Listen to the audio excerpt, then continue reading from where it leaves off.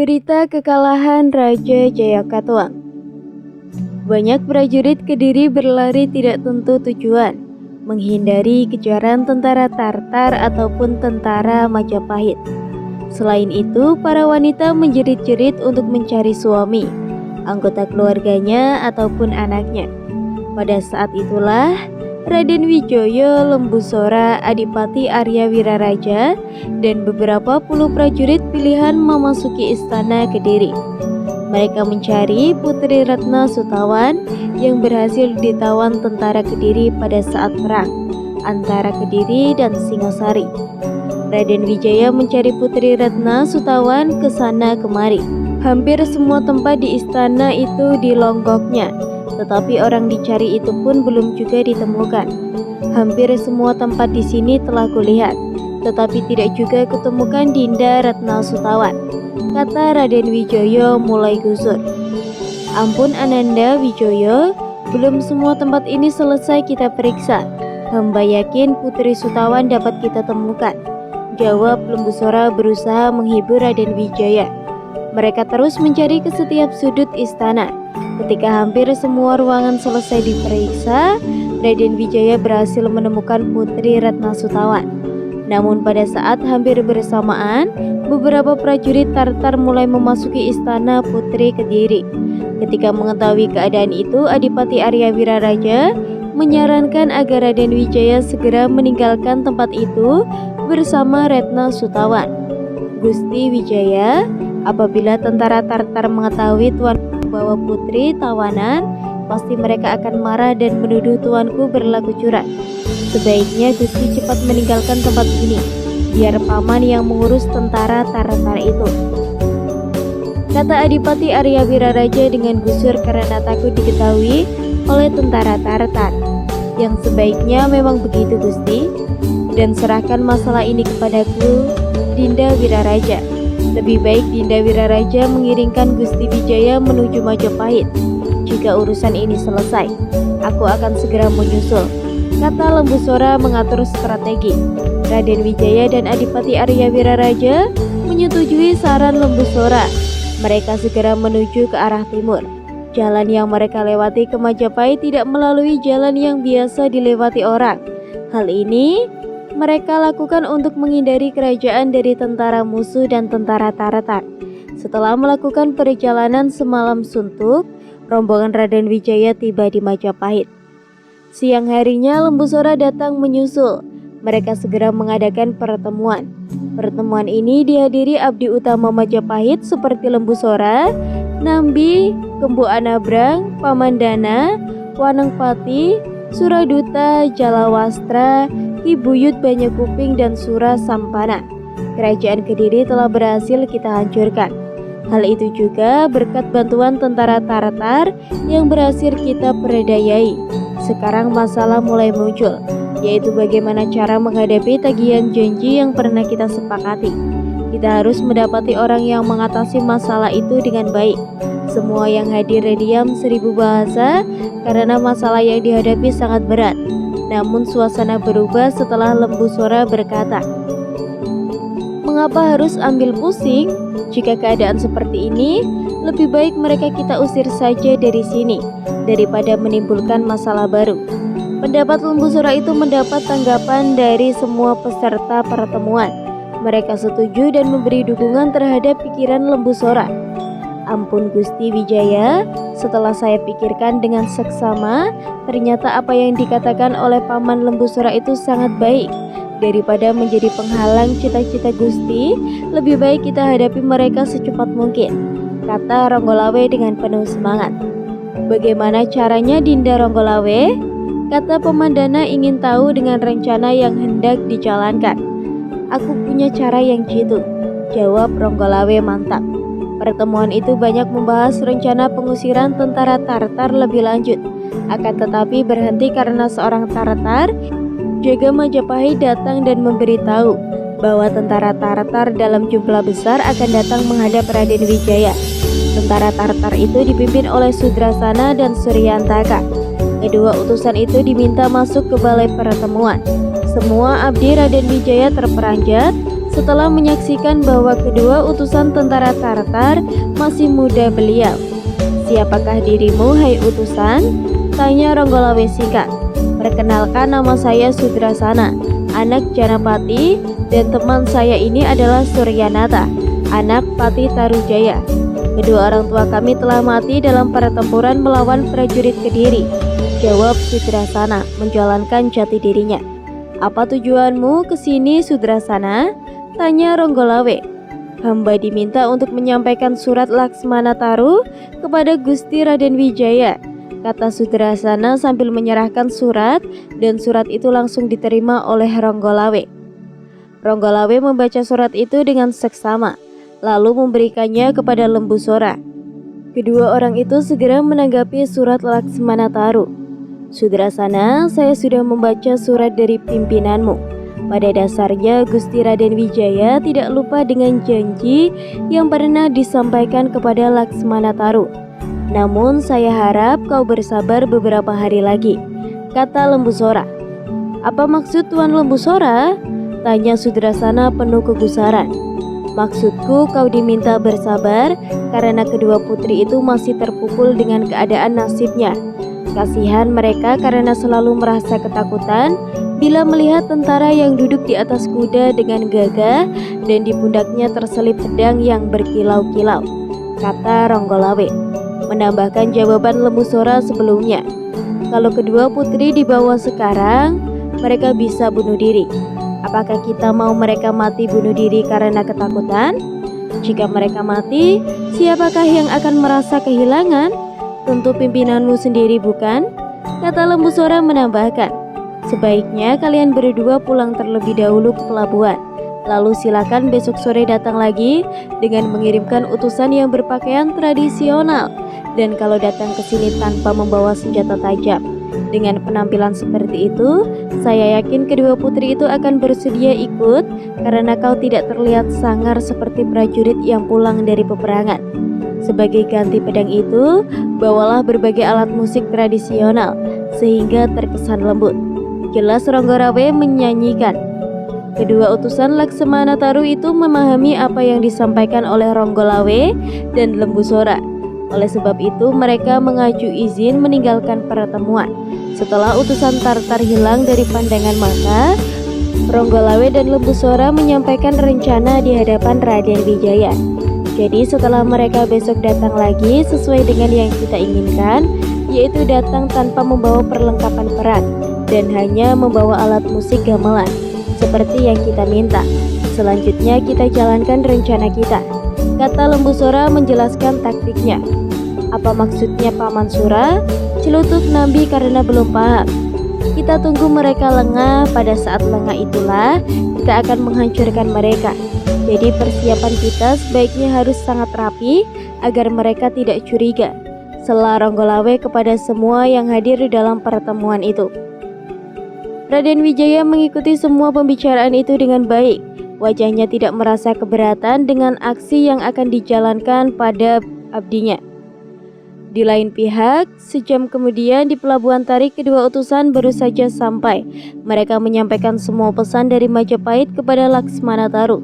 Laksmana Taru senang karena apa yang pernah dijanjikan itu akan dipenuhi oleh pihak Majapahit. Ia menyuruh saudara dan Suryanata untuk menyiapkan 200 prajurit Tartar untuk menjemput kedua putri tawanan besok sore. Siapakah penjemputan kedua putri itu sebaik-baiknya? Sudrasana, bawalah alat musik itu ke sana. Jangan sampai gagal.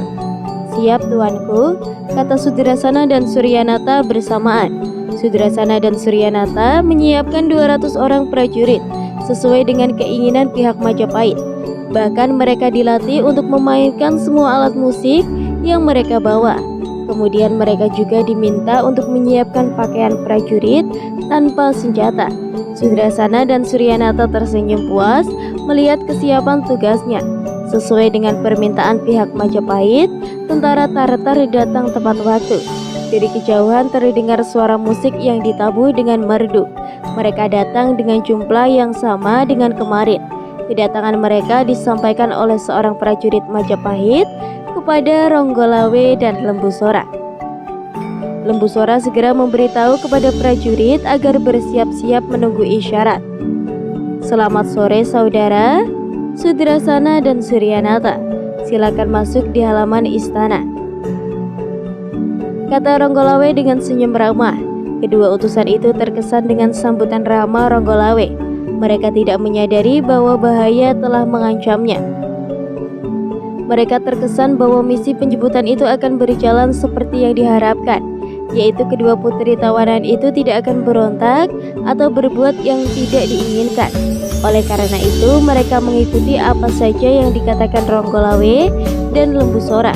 Setelah semua tamu Tartar duduk di balai panjang, 30 orang panembung musik menampakkan diri. Setiap orang yang baru datang itu membawa alat musik sendiri-sendiri. Tuan Sudrasana dan Tuan Suryanata, mereka adalah para penembung gamelan yang terbaik di Majapahit. Mereka hadir di sini untuk menyambut kehadiran tuanku semua. Mereka akan tunjuk kebolehan di hadapan tuan-tuan. Selain itu, kita cairkan suasana ini terlebih dahulu sebelum pada acara inti. Bukankah demikian dulu tuanku? Kata Ronggolawe menjelaskan kepada tamunya yang disambut dengan tepukan tangan oleh tentara Tartar. Ya, saya setuju, Tuan Ronggolawe, jawab Sudrasana sambil mangut-mangut. Setelah diberi isyarat oleh Lembu Sora, para nambu gamelan memainkan kebolehannya. Sebuah gending baru selesai ditabuhkan. Lalu muncullah para abdi perempuan yang menyuguhkan berbagai jenis makanan dan minuman. Semua makanan dan minuman itu disediakan ke setiap utusan tentara.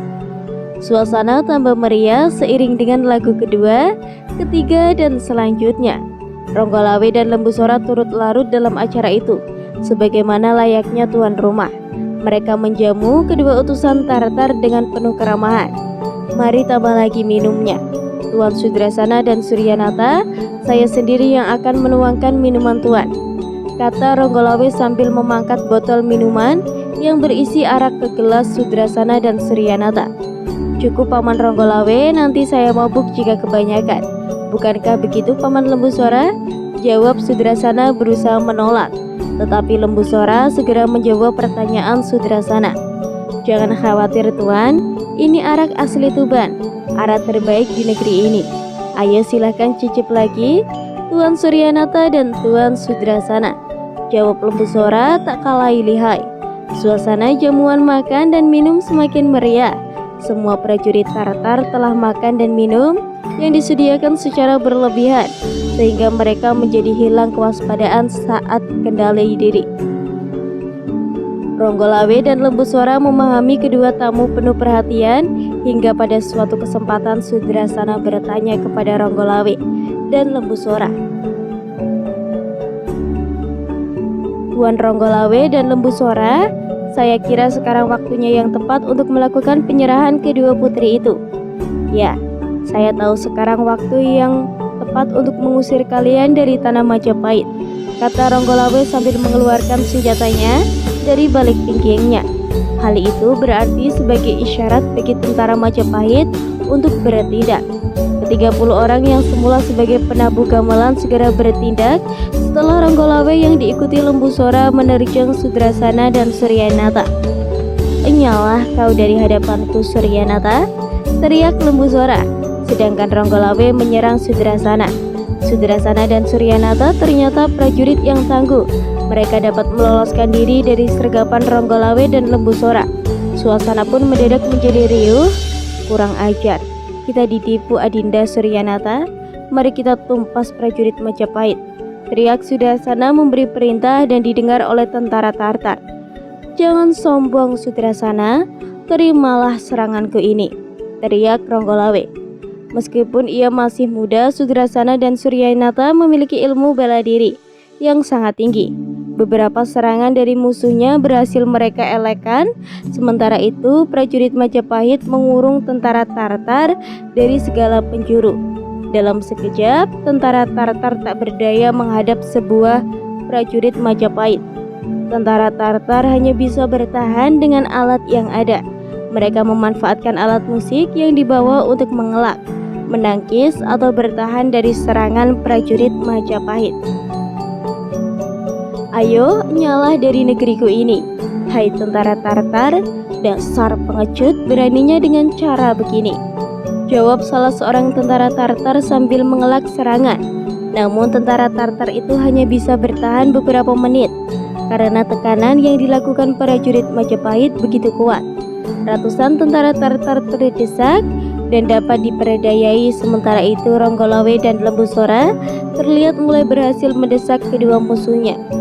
"Jangan sombong Sudrasana," kata Ronggolawe sambil menyerang. "Ayo tunjukkan kesaktianmu." "Ronggolawe, aku tidak gentar," kata Sudrasana. "Ya, terimalah seranganku ini. Jangan menyesal kau," teriak Ronggolawe sambil terus menyerangnya. Serangan ini tidak meleset sehingga keris Ronggolawe berhasil melumpuhkan pimpinan utusan tentara Tartar itu. Lembu Sora pun terlihat dapat merobohkan Suryanata. Sebelum meninggal, Suryanata meminta anak buahnya untuk mundur atau menyelamatkan diri. "Ayo mundur!" teriakan itu didengar oleh tentara Tartar yang masih bertahan. Mereka berusaha untuk mundur dan menyelamatkan diri dari serangan prajurit Majapahit yang bertubi-tubi. Beberapa di antara Tartar tak sempat lolos, berhasil diperdaya prajurit Majapahit. Sementara itu ada 3 orang prajurit berhasil meloloskan diri. Ketika orang itu berhasil mengambil kuda dan hendak pergi menuju pelabuhan. Namun 2 orang di antaranya dapat dihadang oleh prajurit Majapahit. Hanya 1 orang berhasil kembali. "Ada apa prajurit? Apa yang terjadi?" tanya Laksmataru. "Ampun Laksmataru, kita telah diperdaya oleh Majapahit. Ternyata Majapahit membokong kita dari belakang. Mereka tidak memberikan putri tawanan kepada kita. Mereka menggunakan hal itu untuk menjebak kita." "Kurang ajar si Raden Wijaya, padahal kita telah membantunya, tetapi mereka membalas dengan air tuba. Kalau begitu kita serang saja Majapahit sekarang juga." "Ampun Laksmana, percuma saja. Semua tentara kita telah berhasil mereka kalahkan. Sudrasana dan Suryanata pun berhasil mereka kalahkan," kata si prajurit. "Siapakah yang mengalahkan mereka senopati utamaku prajurit?" tanya Laksmana. "Mereka adalah Ronggolawe dan Lembu Sora." Sementara itu di Balai Pajang, Ronggolawe dan Lembu Sora, para senopati dan prajurit Majapahit telah berkumpul lagi. Ronggolawe dan Lembu Sora terlibat perbincangan yang serius. Rupanya taktik yang paman terapkan sangat ampuh untuk mengusir tentara Tartar, kata Ronggolawe. "Hal ini berhasil karena dorongan semangatmu, Ronggolawe," balas Lembu Sora memuji. Raden Wijaya diiringi Arya Wiraraja, Nambi, Kebu Anambrang, Pamandana, dan Ki Buyut Macan Kuping menghampiri Ronggolawe dan Lembu Sora. Raden Wijaya sangat senang bahwa tentara Tartar berhasil mereka kalahkan. Namun ia juga menyadari bahwa tentara Tartar masih kuat dan masih berada di Pelabuhan Tarik. Oleh karena itu Raden Wijaya meminta pendapat dari para abdi utamanya. "Ampun tuanku Raden Wijaya, menurut hamba sekarang ini waktunya yang tepat untuk mengusir Tartar dari sini," kata Kebu Anambrang. "Mengapa begitu Paman Kebu Anambrang?" tanya Raden Wijaya. "Secara mental mereka pasti terpukul dengan peristiwa tadi.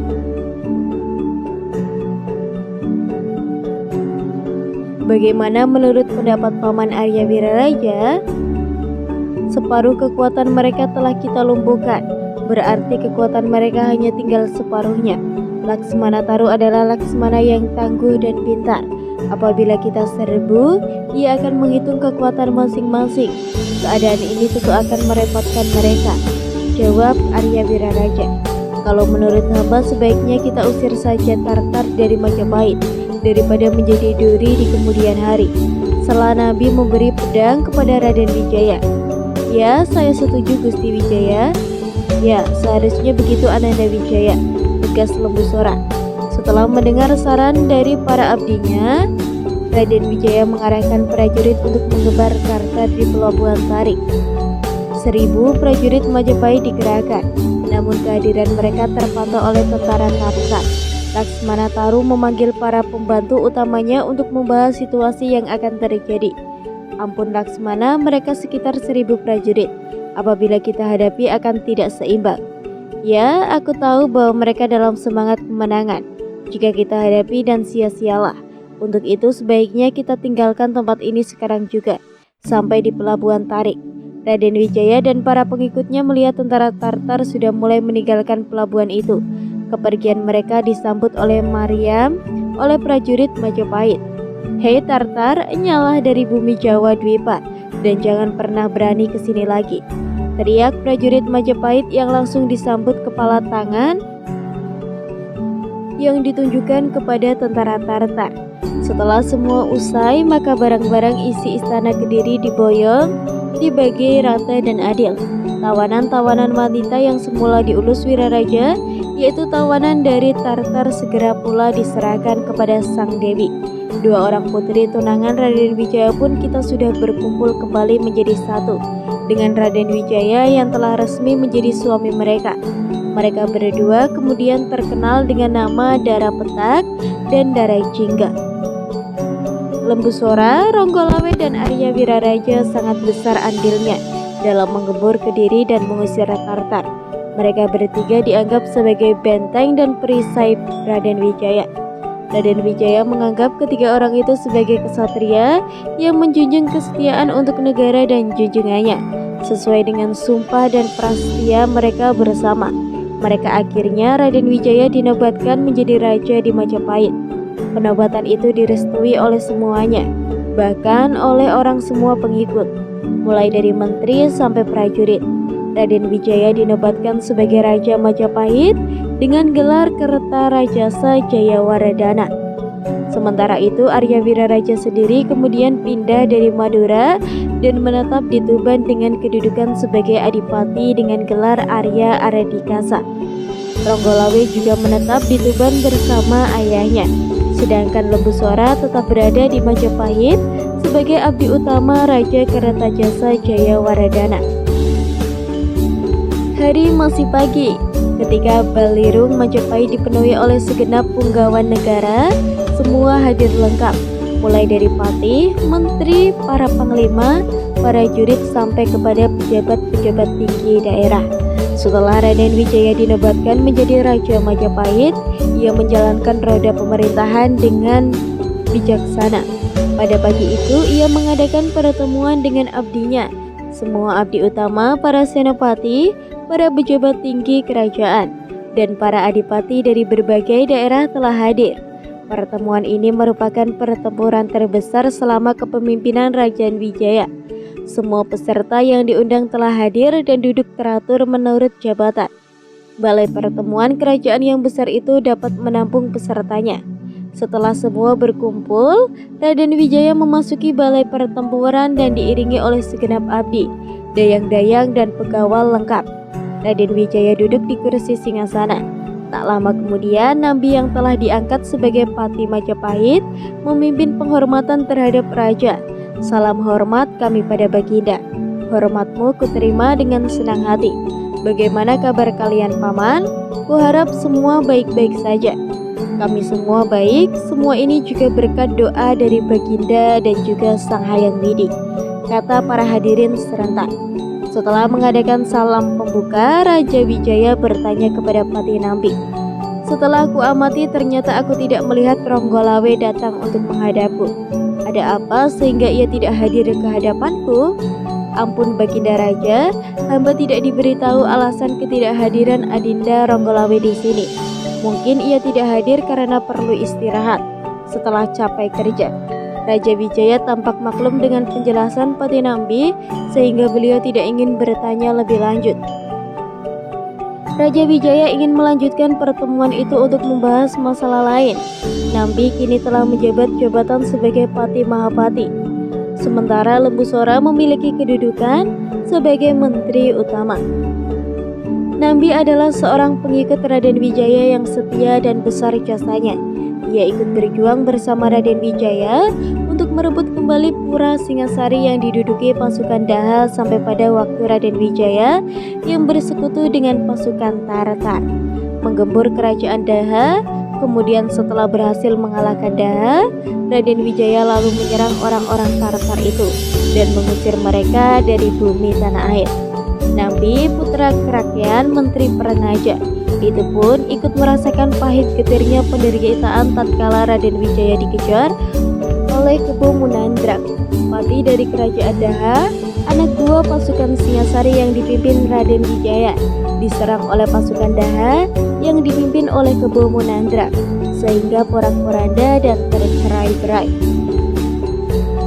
Pada waktu itu Raden Wijaya dengan diiringi Lembu Sora, Gajah Pagon, Medang Dangdi, Mahesa Wegal, Nambi, Banyak Kapuk, Kebo Kepeteng, Wirota, Wiragati, dan Pamandana lari melintasi sawah yang baru terbajak. Tentara Daha tetap mengejarnya. Hampir saja Raden Wijaya dan para pengikutnya yang setia itu dapat ditangkap Pati Kebo Munandrak apabila saat itu tak terjadi suatu peristiwa yang ajaib. Pada saat hendak ditangkap, Raden Wijaya menghujamkan kakinya ke tanah. Tanah mencerat berhamburan jatuh ke dada dan dahi Kebo Munandrak. Kebo Munandrak menguak dan tersurut mundur beberapa langkah. Dadanya serasa terhantam palu gada. Kedua biji matanya serasa pecah, tertabur percikan tanah liat. Cepat-cepat ia mendekap mata dengan kedua belah tangannya. Beberapa saat setelah rasa sakit berkurang, ia lepaskan tangannya. Tetapi Raden Wijaya dan anak buahnya sudah lenyap ke dalam hutan. Mengingat jasa-jasa dari para kadehan yang setia itu setelah berhasil membangun kerajaan Majapahit dan bertahta sebagai Raja Majapahit yang pertama. Raden Wijaya yang dinobatkan sebagai Raja Kertajasa Jawa Wardana itu pun membalas budi. Ronggolawe diangkat menjadi Menteri Amancanegara di daerah pesisir utara dengan angkat Adipati Tuban dan Dataran. Pengangkatan itu sesuai dengan amal jasanya yang cemerlang. Dalam peperangan ia selalu bersedia mempertaruhkan jiwa menjadi perisai keselamatan junjungannya dan pasukannya. Ia seorang senopati yang pandai mengatur siasat, pemberani dan gagah perkasa. Seorang keturunan Madura yang berwatak keras dan berdarah panas, Lembu Sora diangkat sebagai Rakyat Demak. Begitu pula mereka-mereka yang telah berjasa membantu perjuangan Raden Wijaya selama ini. Setelah diberi pangkat dan kedudukan yang sesuai, diantaranya Nambi sebagai Pati, Timpar sebagai Tumanggung, Gajah Biru, Emban, Semi, Lembu Peteng, Ikla-Iklan, Bang Juru Demung, Pamanda Teguk, Jenggung, Darpana, Jebung Trawet, Jaran Bangkai, Panji Semaran, Lasem, Windan, Lembu Pawagal, Kebo Andaka, Gajah Lemban, Gajah Enggon, Gajah Kembura, Lima Oguling, Panji Gagak Sumiring, Panji Anengah, Kebo Jampir, dan lain-lain. Setelah diberi kedudukan sesuai dengan jasa dan kecakapannya, para kadehan itu amat bersyukur kepada Baginda. Makin penuh kepercayaan mereka, makin meresaplah rasa sejati raja ke dalam tulang sumsum mereka. Tetapi tatkala Baginda mengangkat Nambi sebagai Pati Amangkubumi, timbullah hal-hal yang tak diharap. Gelar Pati Amangkubumi adalah untuk Pati yang pusat pemerintahan kerajaan Majapahit, sedang gelar Pati diperuntukkan Pati kerajaan-kerajaan kecil yang bernaung di bawah kekuasaan Majapahit, Kahuripan, Kediri, Mentahun, Wengker, Pajang masing-masing mempunyai seorang Pati. Maka kedudukan Pati Amangkubumi itu sama dengan Mahapati atau Pati seluruh negara. Amatya Ringa Sangara atau Pati seluruh negara itulah yang menjalankan roda pemerintahan seluruh negara. Demikian setelah beberapa jenak terpukul dengan ketegunan, mendeburlah darah Raja Kertajasa.